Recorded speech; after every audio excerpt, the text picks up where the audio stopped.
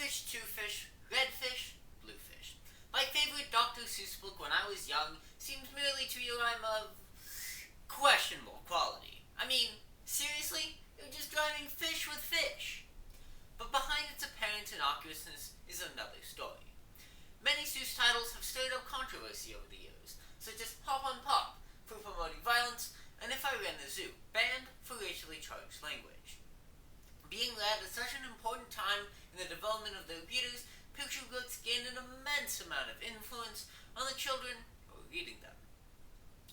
To explore the immense amount of power hidden between the lines of picture books, today we'll read a story in 3 parts.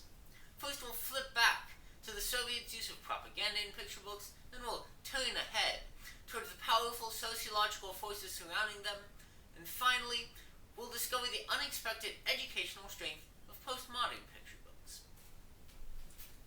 Let's go back to the early years of the Soviet Union. You're 8 years old and you're handed a book to read.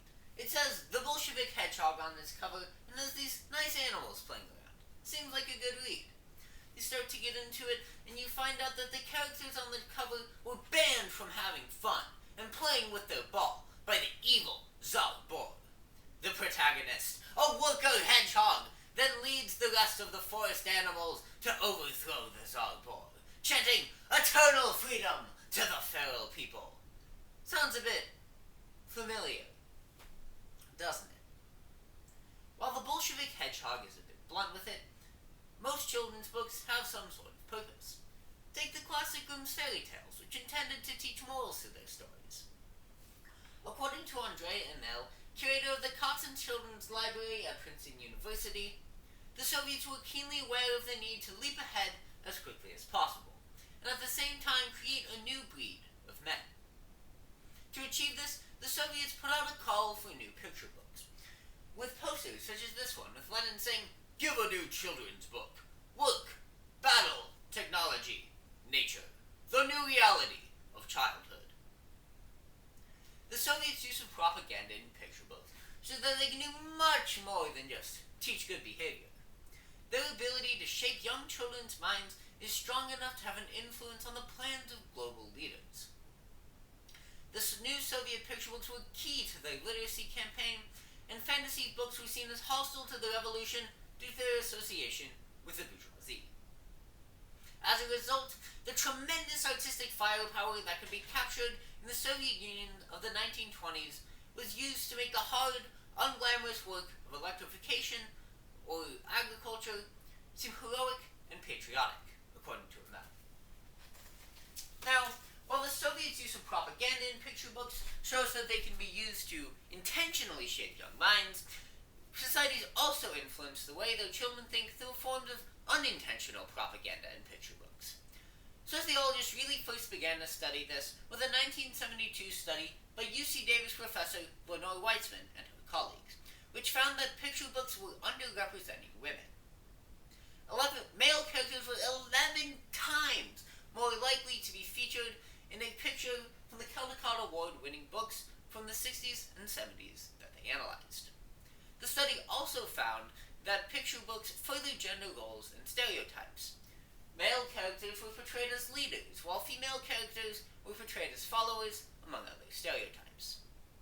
In discussion of the impact of these forces, Weitzman argues that through the world of picture books, young girls are never told that they can find fulfillment outside of the house, or through intellectual pursuits, and that little girls are taught to have low aspirations because so few opportunities are portrayed as available to them. Now, hold on. That study was published nearly 50 years ago. Have we seen anything change since then? Well, in 2007, Roger Clark and his colleagues revisited the questions asked by Weitzman with some very interesting results. The trend in stereotyping was what one might perhaps expect, a consistent linear decrease since the 1960s. But the trend in representation perhaps diverges more from our expectations. Representation increased into the 80s and 90s, but fell off into the early 2000s. This trend raises a very important question. If picture books are shaping the way that young children are thinking, what's shaping the content of picture books? Clark points to societal forces themselves in his analysis, noting that the rise and decline of representation correlates with the rise and fall of the third-wave feminist movement. Westrey also notes the importance of societal forces, finding that books with female authors were more likely to have female characters. That said, individuals also play a role, as researcher Anya Lee found. Teachers, parents, and librarians had an immense role in providing their students with culturally authentic picture books. So, if picture books can be used to instill Soviet propaganda and gender roles into our young children, should we just throw them all away? Well, no, of course not.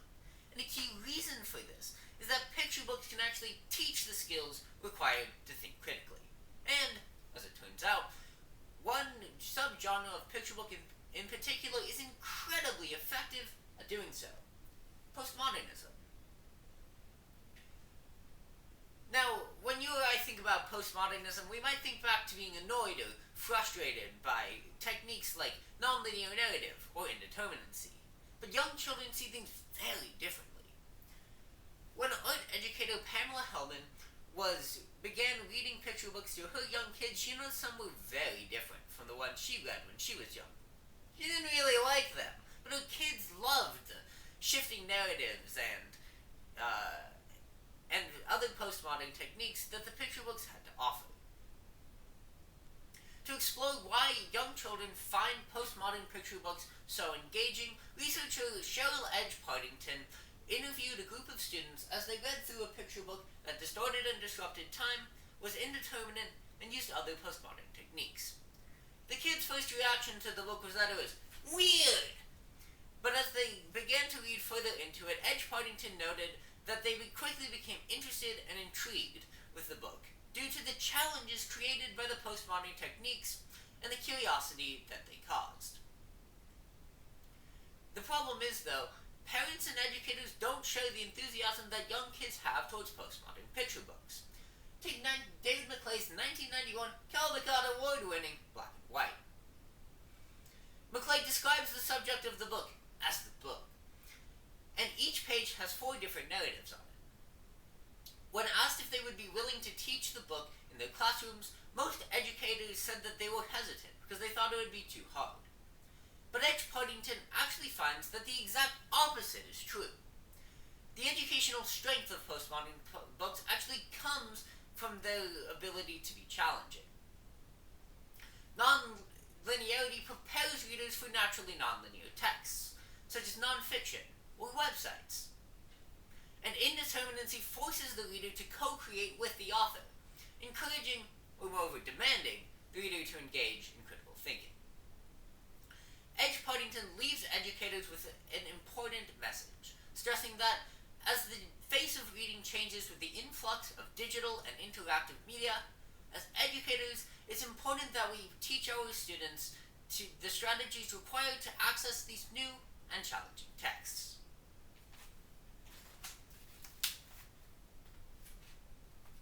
There's a lot behind the cover of the picture book than you or I might initially think there is. Its ink holds thousands of possibilities to be arranged into different stories, each having a different effect on its readers. From this, picture books show us the immense power of the pen, due to their ability to shape the minds of young readers who are just developing the lenses through which they see themselves and the world around them. Due to this, picture books show up in history, in sociology, and at the intersection of literary arts and education. So, as we close the back cover on our exploration into this important and fascinating genre, we find that behind even the simplest of fishy rhymes are deeply influential and complex stories. Thank you.